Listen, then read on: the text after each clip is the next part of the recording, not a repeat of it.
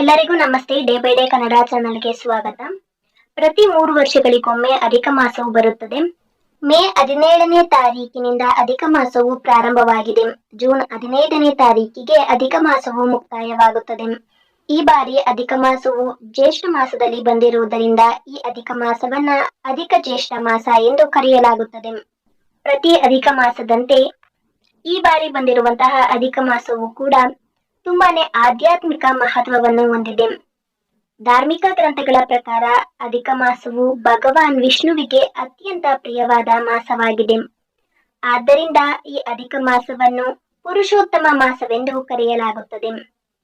ಈ ಅಧಿಕ ಮಾಸದಲ್ಲಿ ಭಗವಾನ್ ವಿಷ್ಣುವಿನ ಆಶೀರ್ವಾದವನ್ನ ಪಡೆದುಕೊಳ್ಳಲು, ಆತನ ಕರುಣೆಯನ್ನ ನಾವು ಪಡೆದುಕೊಳ್ಳಲು, ಆತನನ್ನು ಸಂತೋಷಗೊಳಿಸಲು ಉಪವಾಸ, ಪೂಜೆ ಹಾಗೇನೆ ವಿಷ್ಣುವಿಗೆ ಸಂಬಂಧಿಸಿದಂತಹ ಕಥೆಗಳನ್ನು ಓದಬೇಕು.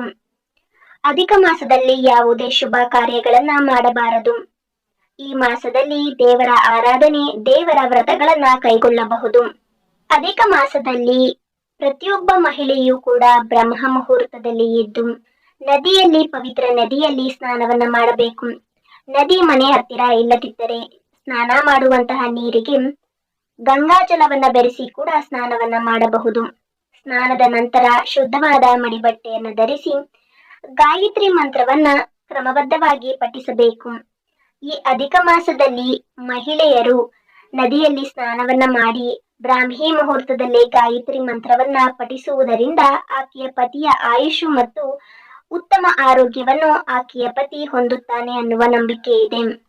ಈ ಅಧಿಕ ಮಾಸದಲ್ಲಿ ಪ್ರತಿನಿತ್ಯವೂ ಸಂಜೆ ತುಳಸಿ ಗಿಡದ ಮುಂದೆ ಶುದ್ಧ ಹಸುವಿನ ತುಪ್ಪದ ದೀಪವನ್ನ ಹಚ್ಚಬೇಕು.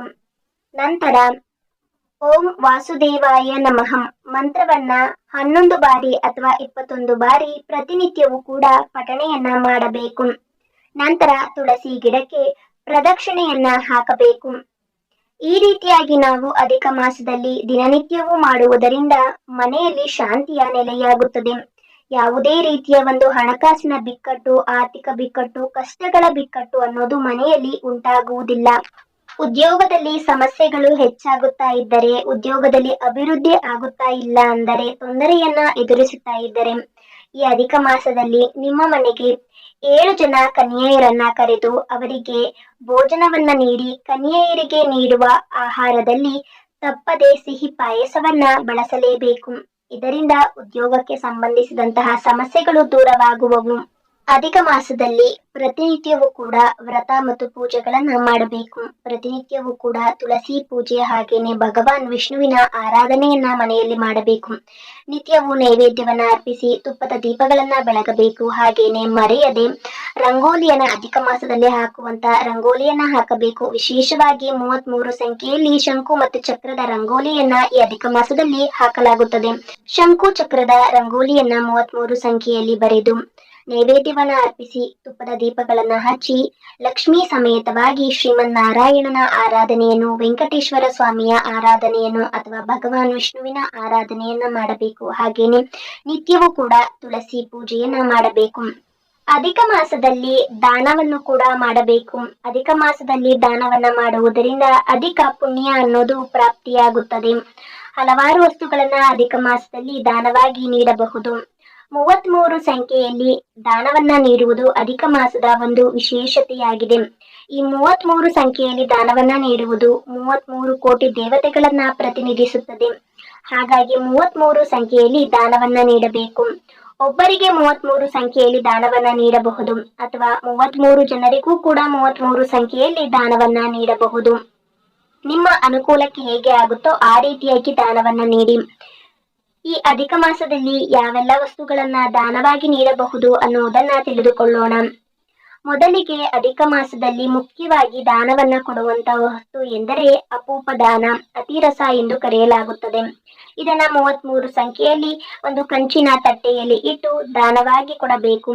ಅದರ ಜೊತೆಗೆ ದಕ್ಷಿಣೆ ಹಾಗೇನೆ ತಾಂಬೂಲವನ್ನು ಸಹ ನೀಡಬೇಕು. ಇನ್ನು ಬೆಳ್ಳಿ ದೀಪದಲ್ಲಿ ತುಪ್ಪವನ್ನ ಹಾಕಿ ಕೂಡ ದಾನವನ್ನ ನೀಡಬಹುದು. ಬಂಗಾರ ಅಥವಾ ಕಂಚಿನ ಪಾತ್ರೆಯನ್ನು ಕೂಡ ದಾನವಾಗಿ ನೀಡಬಹುದು. ಬೆಲ್ಲವನ್ನು ಕೂಡ ದಾನವಾಗಿ ನೀಡಬಹುದು. ಬೇಳೆಯನ್ನು ಕೂಡ ದಾನವಾಗಿ ನೀಡಬಹುದು. ಕರ್ಪೂರ, ಕೇಸರಿ, ಶಂಖ, ಗರುಡ, ಗಂಟೆ, ಮುತ್ತಿನ ಹಾರ ಈ ರೀತಿಯಾದ ಆಭರಣಗಳನ್ನು ಕೂಡ ಶಕ್ತಿ ಇದ್ದವರು ದಾನವಾಗಿ ನೀಡಬಹುದು. ಹಾಗೇನೆ ತಾಮ್ರದ ಪಾತ್ರೆ, ಜೇನುತುಪ್ಪ, ಸಕ್ಕರೆ, ರೇಷ್ಮೆ ವಸ್ತ್ರಗಳು, ಎಳ್ಳು, ಬೆಲ್ಲ, ಅಕ್ಕಿ, ಗೋಧಿ, ಹಾಲು, ನೀರಿನಿಂದ ತುಂಬಿದಂತಹ ಪಾತ್ರೆ, ಮೊಸರು, ಯಾವುದಾದರೂ ಒಂದು ಸಿಹಿ ಪದಾರ್ಥ ಈ ರೀತಿಯಾದ ವಸ್ತುಗಳನ್ನು ಕೂಡ ದಾನವಾಗಿ ನೀಡಬಹುದು. ಹಾಗೇನೆ ಮುತ್ತೈದೆಯರಿಗೂ ಕೂಡ ಮೊರದ ಬಾಗಿನವನ್ನ ದಾನವಾಗಿ ನೀಡಬಹುದು.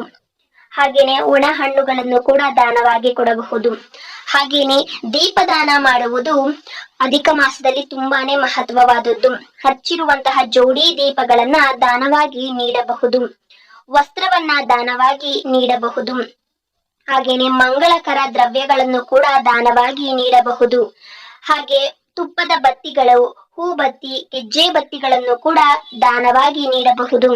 ಹೀಗೆ ಇಂತಹ ವಸ್ತುಗಳಲ್ಲಿ ನಿಮ್ಮ ಅನುಕೂಲಕ್ಕೆ ಯಾವ ವಸ್ತು ಬರುತ್ತದೋ ಅಂತಹ ವಸ್ತುವನ್ನ ನಿಮ್ಮ ಅನುಕೂಲಕ್ಕೆ ತಕ್ಕನಾಗಿ ನೀವು ದಾನವಾಗಿ 33 ಸಂಖ್ಯೆಯಲ್ಲಿ ಒಬ್ಬರಿಗೆ ಅಥವಾ 33 ಜನರಿಗೂ ಕೂಡ 33 ಸಂಖ್ಯೆಯಲ್ಲಿ ದಾನವಾಗಿ ನೀಡಬಹುದು.